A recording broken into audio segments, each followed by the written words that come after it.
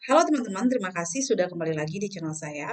Kali ini saya akan menjelaskan tentang bagaimana cara mudah memahami pedoman penulisan penelitian ilmiah. Ada beberapa hal yang harus diperhatikan supaya kalian bisa memahami pedoman penulisan penelitian ilmiah. Yang pertama, kalian harus bisa membaca dan memahami isi dari pedoman penelitian ilmiah. Pedoman penulisan penelitian ilmiah sendiri itu didapatkan dalam bentuk buku. Jadi kalian bisa mendapatkan buku pedoman penulisan penelitian ilmiah dari program studi atau fakultas di mana kalian berstudi saat ini. Kalau misalnya kalian sudah ada pada tahap untuk penyusunan proposal, maka penting untuk hal yang pertama sebelum kalian menyusun segala sesuatu, baik itu topik, judul penelitian, atau apapun itu terkait dengan proposal sampai pada penelitian, adalah kalian harus meminta pedoman penulisan penelitian ilmiah. Kenapa demikian? Karena ini sangat penting dalam proses penulisan penelitian ilmiah kalian. Nah, kalian jangan mengadopsi atau kalian mengambil pedoman penulisan atau um, cara menulis proposal dari internet karena setiap kampus punya perbedaan bagaimana cara menulis proposal. Pada dasarnya, sistematikanya itu semuanya sama. Tapi beberapa kampus punya pedoman khusus yang menunjukkan bahwa ini adalah model proposal dari perguruan tinggi atau institusi pendidikan yang mereka punyai. Jika kalian sudah memiliki buku pedoman penulisan penelitian ilmiah, maka silakan kalian baca dan pahami. Di dalam pedoman penulisan penelitian ilmiah, ada yang namanya format dan gaya penulisan. Contohnya, kalian akan menulis penelitian ilmiah, tapi format dan gaya penulisan yang diminta dari kampus adalah tulisannya harus Times New Roman dan besar hurufnya adalah 12. Kemudian untuk spasinya itu 1,5. Nah, itu adalah contoh format gaya penulisan dari suatu pedoman penelitian ilmiah. Kalian juga harus melihat ya kriteria penilaian penelitian. Kenapa?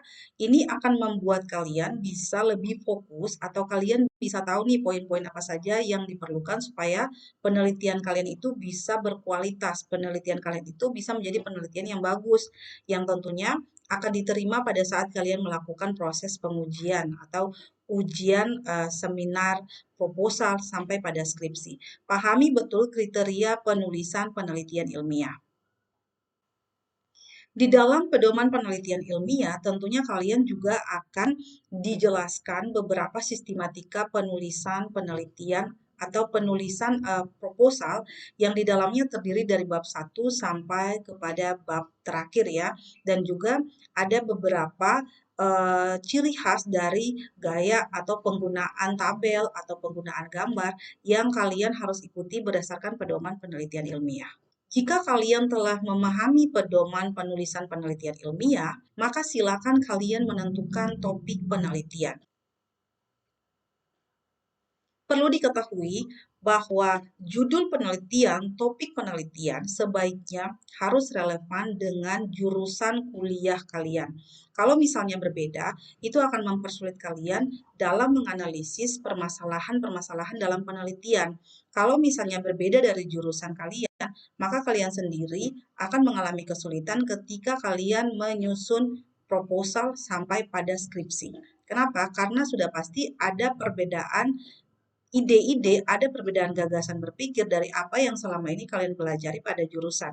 Misalnya, kalian berkuliah di jurusan kesehatan, tapi kalian mengambil penelitian tentang jurusan ekonomi. Nah, ini tentunya bertolak belakang.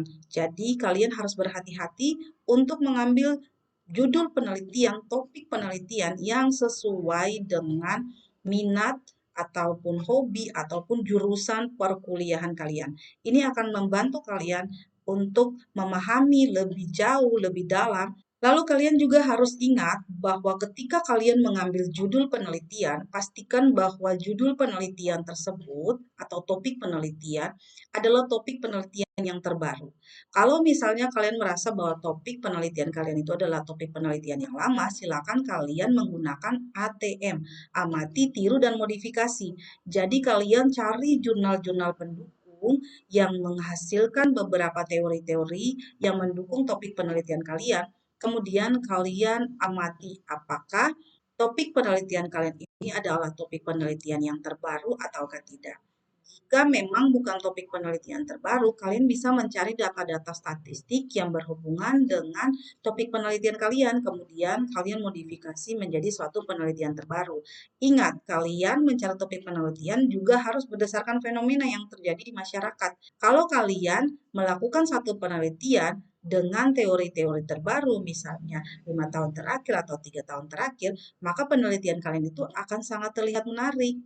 Orang yang membaca penelitian kalian akan tertarik untuk meninjau apa isi dari penelitian kalian sesuai dengan permasalahan-permasalahan kesehatan atau permasalahan penelitian yang terjadi di lingkungan masyarakat saat ini. Sehingga mereka terobsesi untuk membaca apa yang menjadi rekomendasi untuk hal-hal positif dari penelitian kalian. Kemudian ada yang namanya pemilihan dosen pembimbing. Nah, ini ada dua versi dalam pemilihan dosen pembimbing, tergantung dari bagaimana kriteria untuk pemilihan dosen pembimbing dari institusi pendidikan kalian saat ada institusi yang langsung menentukan dosen pembimbing, ada juga institusi yang menunggu judul penelitian. Jadi kalian mengusulkan judul penelitian kalian, kemudian program studinya atau fakultas akan memilih dosen pembimbing berdasarkan judul kalian ya, judul penelitian kalian. Nah, intinya mau itu dipilih dari program studi dosen pembimbing ataupun nanti dipilih berdasarkan judul penelitian, kalian harus sudah siap dengan topik penelitian dan judul penelitian dan juga buat dalam kerangka konsep penelitian.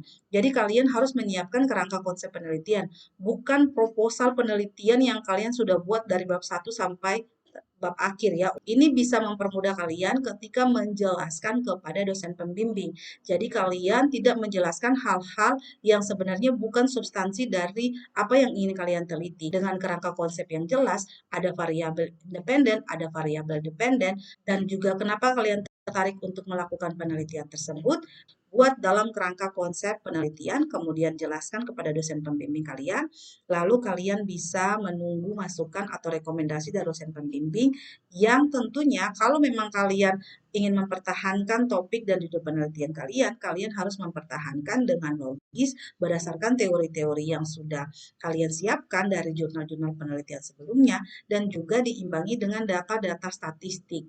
Lalu, kalian juga harus pahami bahwa setiap penelitian tentunya punya metodologi penelitian yang berbeda. Kalian bisa melakukan diskusi atau meminta saran dari dosen pembimbing untuk memberikan rekomendasi kira-kira metodologi penelitian yang bagaimana atau analisis data atau juga penggunaan instrumen dan lain sebagainya yang dapat memperindah atau dapat membuat penelitian kalian menjadi lebih menarik.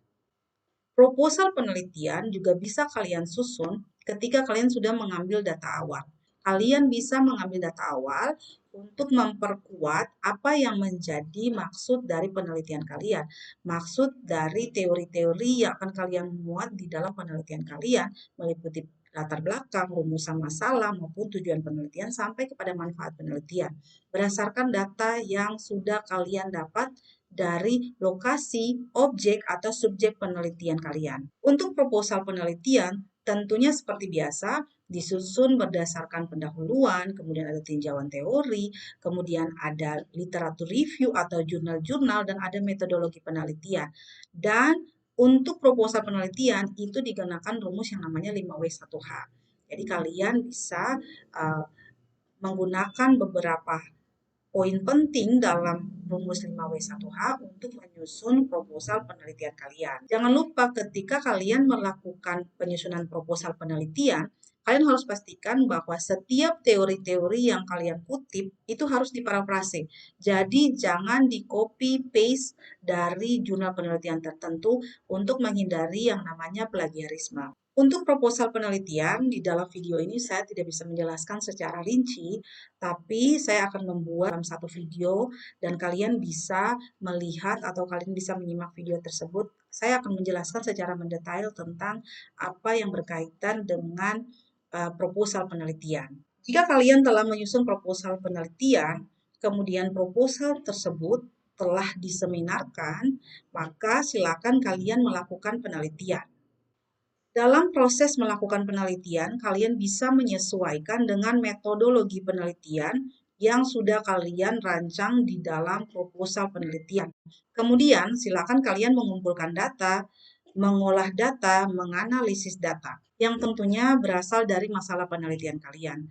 Jangan lupa, ketika kalian melakukan satu proses penelitian, maka pastikan bahwa kalian juga harus melakukan pencatatan dan dokumentasi. Ini sangat penting karena ketika nanti kalian ingin mempertanggungjawabkan apa yang menjadi permasalahan penelitian kalian di dalam seminar hasil ataupun seminar skripsi, ini bisa menjadi bukti bahwa kalian sudah melakukan penelitian yang dapat memperkuat penelitian kalian yang didasari dengan data, bukti, dan teori-teori yang relevan. Di dalam pedoman penulisan penelitian, ada juga hal-hal yang berkaitan dengan penyusunan skripsi.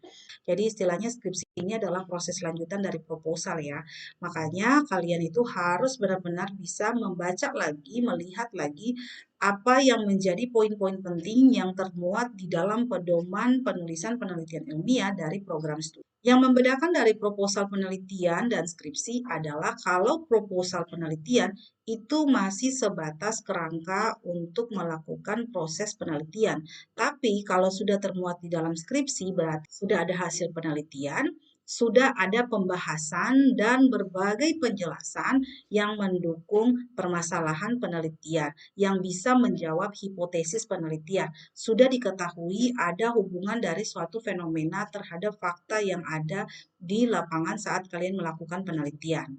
Jadi kalian bisa melakukan konsultasi dengan dosen pembimbing untuk melihat apakah permasalahan penelitian kalian, apakah proses pengujian data yang kalian gunakan atau metode yang kalian pakai sudah menjawab hipotesis penelitian kalian ataukah tidak. Perhatikan analisis data yang kalian gunakan dan diskusikan dengan dosen pembimbing apabila terjadi permasalahan pada saat kalian melakukan proses analisis data.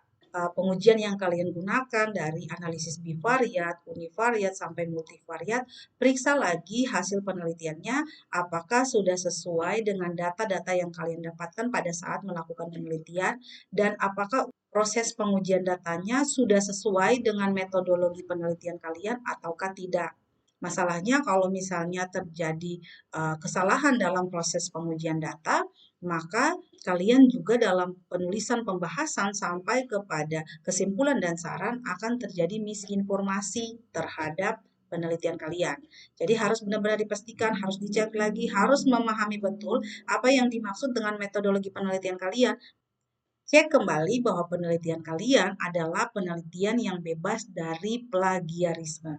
Jadi yang tadi saya sudah katakan, bahwa ketika kalian mengadopsi teori dari jurnal penelitian atau buku dan lain sebagainya yang berhubungan dengan penelitian kalian sebagai dasar penulisan penelitian, maka kalian harus bisa melakukan proses parafrase supaya kalian dapat meminimalisir terjadinya plagiarisme. Langkah selanjutnya adalah kalian harus menguasai materi. Proses penguasaan materi ini sangat penting supaya ketika nanti kalian melakukan proses seminar skripsi atau seminar hasil penelitian, kalian menjadi orang yang percaya diri karena ini penelitian, bukan orang lain yang melakukan penelitian, tapi kalian sendiri yang melakukan penelitian. Jadi kalian harus latihan pada saat kalian ingin melakukan presentasi PowerPoint terkait dengan penelitian kalian. Kalian harus siap untuk menjawab pertanyaan dengan teknik-teknik yang bisa kalian kuasai. Salah satu teknik adalah ketika kalian diberikan pertanyaan, maka kalian harus menjawab pertanyaan dari dosen pembimbing atau dosen penguji sesuai dengan substansi dari penelitian kalian. Jangan kalian bertele-tele dalam menjawab pertanyaan. Usahakan bahwa ketika kalian menjawab pertanyaan penelitian itu harus singkat, padat, dan jelas. Jadi pastikan bahwa kalian benar-benar menguasai materi penelitian kalian pada saat dilakukan seminar hasil ataupun sidang skripsi. Selanjutnya kalian harus mempertahankan apa yang sudah kalian teliti. Jadi misalnya kalian sudah di ACC pada saat ujian proposal, kemudian kalian sudah melakukan berbagai hal untuk proses penelitian, sudah mengeluarkan banyak biaya, sudah mengeluarkan banyak waktu, lalu kalian tidak menguasai konsep atau tidak menguasai dasar penelitian kalian, maka ini akan menjadi masalah. Pastikan bahwa kalian bisa mempertahankan apa yang sudah kalian teliti dan kalian harus bisa meyakinkan para penguji bahwa apa yang kalian teliti ini bisa menjadi satu rekomendasi yang baik bagi institusi, bagi masyarakat, maupun bagi kebijakan-kebijakan yang dapat memperbaiki masalah-masalah terkait dengan fenomena atau penelitian yang kalian lakukan. Kalian ketika menjawab pertanyaan atau mempertahankan penelitian kalian, tentunya harus kritis tapi juga logis. Jadi kalian jangan menjawab pertanyaan atau mempertahankan penelitian kalian dengan hal-hal yang tentunya dapat merugikan diri kalian sendiri.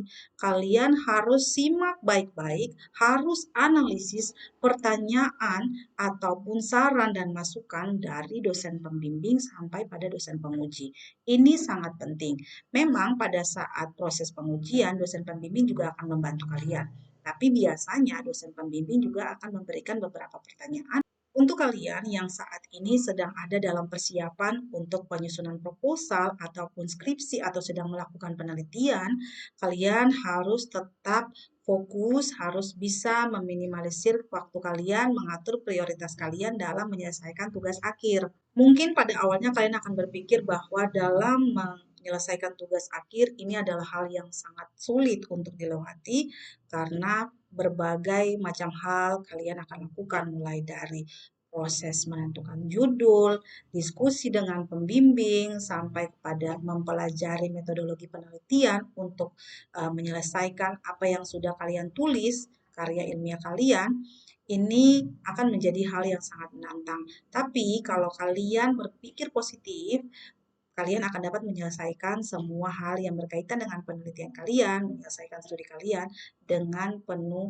rasa senang. Kenapa? Karena pada saat kalian menyelesaikan tugas akhir, itu bukan satu tantangan yang besar, tapi itu adalah satu proses untuk pembentukan karakter. Ketika nanti kalian sudah selesai melakukan studi, maka kalian akan diperhadapkan dengan situasi yang lebih rumit pada saat kalian bekerja. Makanya hal-hal seperti penulisan ataupun persiapan terkait dengan tugas akhir itu harus kalian pelajari.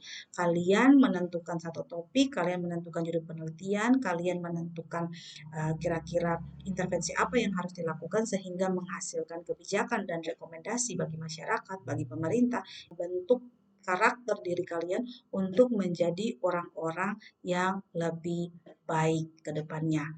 Demikian video terkait dengan strategi untuk memahami bagaimana cara melakukan penulisan penelitian ilmiah. Semoga video ini bermanfaat dan sampai jumpa pada video saya selanjutnya.